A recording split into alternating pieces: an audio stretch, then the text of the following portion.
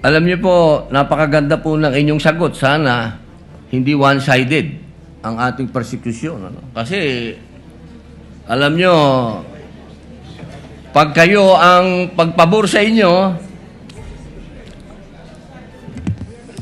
alam niyo, bawal po ang ginagawa. Kindly maintain Presiding order officer, within the bawal po court. ang ginagawa nitong nasa harap natin, nagkukomento. Kindly maintain order in the court. The Sergeant at Arms, by authority of the Senate President, is directed to kindly maintain Hindi po order in the sila court. allowed mag-ingay. Korte po ito. Thank you. You may proceed, Senator Judge. Who was speaking? Ako po, You may proceed, Senator Judge. I was Padilla. interrupted. With due English. apologies. And then regarding naman po specifically yung comment ni Senator Padilla na sana daw hindi one-sided yung prosecution daw po. Ano po yung reaction doon since parang umingay po sa loob ng session hall when that was said? Well, with all due respect kay Senator Judge Robin Padilla, no? Apparently, this impeachment trial is adversarial. Maliwanag yun. Kaya merong prosecution is to establish the case. Kaya may defense is to defend the innocence of the respondent, no?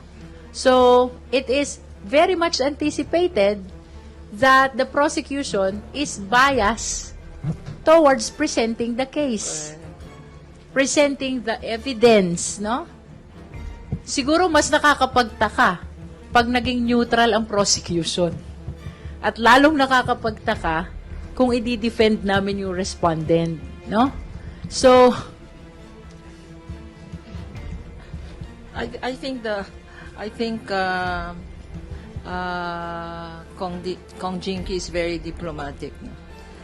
In her answer. Kasi ako, maginoo pero medyo bastos tayo. No? But I've always said that sometimes the Senate impeachment hearings are in black and white. And we're very appreciative that Senator Robin always brings color and surprise and excitement. It's as if, especially if he's the last one to manifest, nagigising po kaming lahat. Kanina talaga nagigising kaming lahat. At pinagalitan pa kami sa front row. So, may I use this opportunity to apologize to Senator Judge Robin. There was no intent to disrespect him. Kaya lang, syempre, pag lawyer ka at nasa litigation ka, i-emote ka mag-i-emote ka, no? Alam naman nila yung, hindi naman emote na drama, pero it is an instinctive reaction. There was really no intent to disrespect him when he said, lalong-lalo na yung mga nasa front row, nagtinginan kaming ganyan, yung pala kami yun, nasa front row. So, Senator Robin, sabi mo, kaibigan tayo, forgive na lang. Hindi na kami uulit dyan. Pero, the prosecution really is for the prosecution. And the defense is for the defense. Hindi ba? Ganon. As we say, it is the nature of the beast. Senator Judge must be the one who is neutral. Okay. Yung siguro sinasabing dapat neutral, that applies to Senator Judges. Ang quote dyan, talbog rin sa inyo. Talbog sa inyo.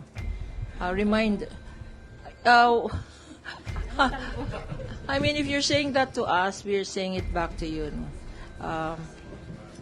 It goes back to you. The issue of bias also. We're bouncing back the question, back to you. That's tama ba is talbog?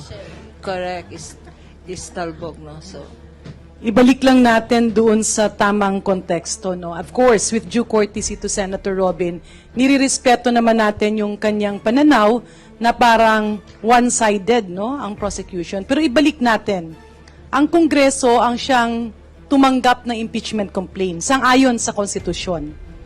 Tiningnan kung may complaint ba kumpleto sa forma at may basihan at nakita at sinang-ayunan ng 257 congressman na isumiti yung articles of impeachment. Ibig sabihin, ang Kongreso na ngayon, ang prosecutor o yung magre-representa ng mga nagreklamo at sang-ayon doon sa mga nakitang pwede, may probable cause.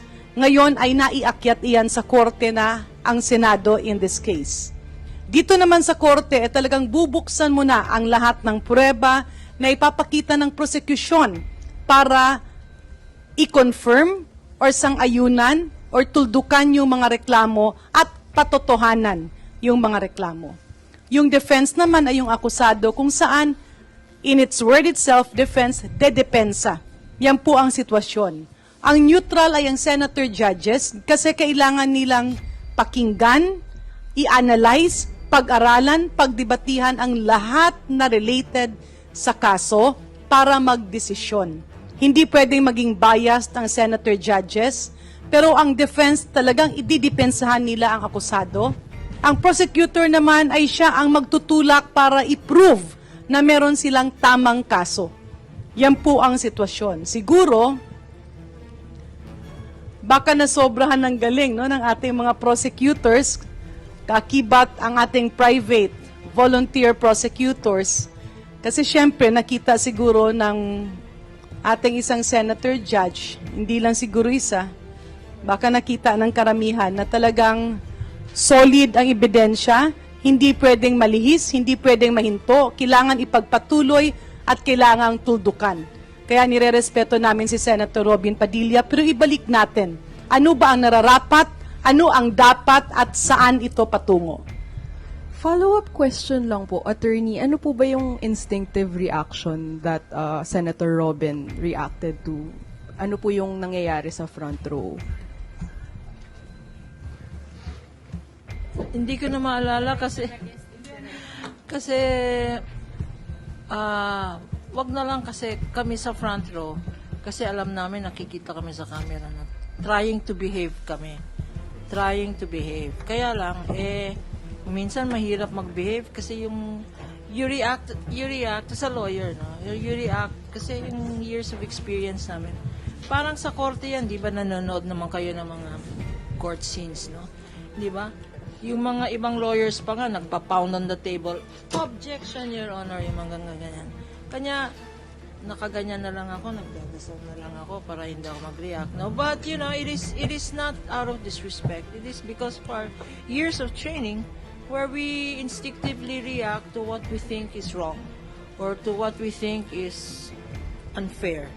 As I've said before, we cannot, unlike, if it were the defense, for instance, we're prosecution, if it were the defense who made a statement or who made an unfair allegation, we can contest it. Kaya lang pag senator judges, syempre hindi pwede. So, and that is why sometimes a reaction is more visual than vocal. Sorry po. Very brief follow-up din since related naman po ito doon. I'd like to address this question po to Attorney Lorna Kapunan kasi you've been in the legal practice po no for almost 5 decades.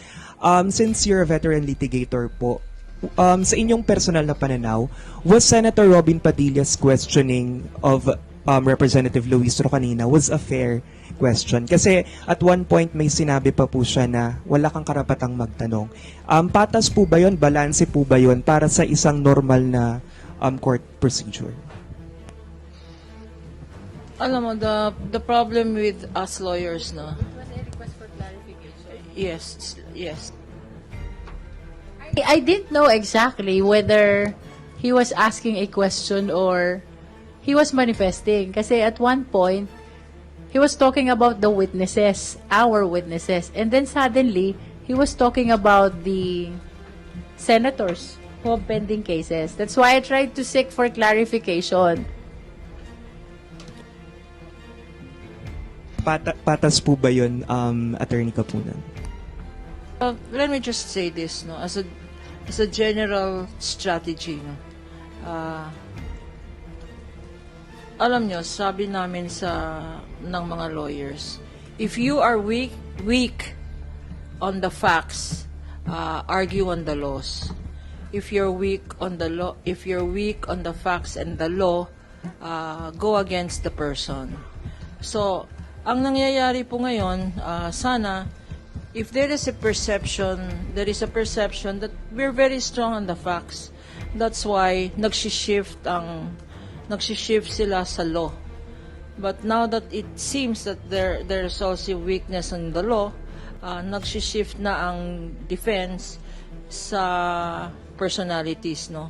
Attacking the credibility of our witnesses, attacking some persons who are not even our witnesses, like to say that they committed crime or they are not worthy to be, they're not credible, no? Merong ang inatake na cited for perjury na hindi naman naming witness. And when that failed, there was an attack on our earlier two witnesses, saying that maniniwala ba kayo sa even the two earlier witnesses, no, who were credible and competent. The attack now was on their may conviction or may kaso and all that, which is why we very welcome the statement of Kong Jinky when she says they have been vetted and there are no pending cases or convictions against them. And citing the law also, Chair Jinky did say that pending case will not, if there is no crime, conviction for a crime of moral turpitude, it will not affect your credibility as a witness.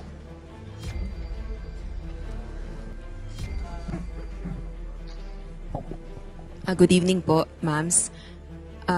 Regarding po dun sa, yun nga po, dapat ang senator judges yung neutrality, pero ang nakakitaan ng neutrality, pero nasa ikasyam na araw pa lang po tayo ng impeachment trial, nakikita na po natin na it seems like may nagde-defend sa Vice President justifying her acts against the sheriff, etc.